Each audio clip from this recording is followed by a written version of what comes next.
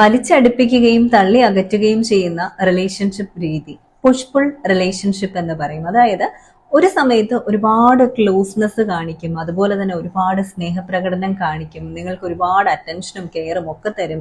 എന്നിട്ട് കുറച്ച് ദിവസങ്ങൾ കഴിയുമ്പോൾ നിങ്ങളെ തള്ളി അകറ്റും. അതായത് ഒരു സ്നേഹവും ഇല്ല, അല്ലെങ്കിൽ ഒരു അറ്റാച്ച്മെന്റും ഇല്ല എന്നുള്ള രീതിയിൽ അവർ പെരുമാറുകയും ചെയ്യും. ഇത് അൺറിസോൾവ് ആയിട്ടുള്ള ഒരുപാട് അറ്റാച്ച്മെന്റ് ഇഷ്യൂസ് ഉള്ളത് കൊണ്ടും ഫിയർ ഓഫ് ഇന്റിമസി, അതായത് അടുക്കാനുള്ള ഒരു ബുദ്ധിമുട്ട്, അവർ വേദനിച്ചാലോ എന്നൊക്കെയുള്ള ഒരു തോന്നലുള്ളത് കൊണ്ടും ചിലരിൽ അത് കൺട്രോൾ ചെയ്യാനുള്ള ഒരു പാറ്റേൺ ആയിട്ടുമാണ് വരുന്നത്. പക്ഷെ എന്ത് തന്നെ ആയാലും വളരെയധികം ഒട്ടും സ്റ്റെബിലിറ്റി ഇല്ലാത്ത ഒരു ബന്ധത്തിന്റെ ലക്ഷണമാണ്. പിന്നെ ഇമോഷണൽ ഹൈസ് ആൻഡ് ലോസ്, ഭയങ്കരമായിട്ട് വികാരപരമായിട്ട് നമ്മൾ തകർന്നു പോകുന്ന തരത്തിലുള്ള ഒരു ബന്ധമായിരിക്കും ഇത്. ടോക്സിക് ആയിട്ട് തന്നെയാണ് കണക്കാക്കപ്പെടുന്നത് കേട്ടോ.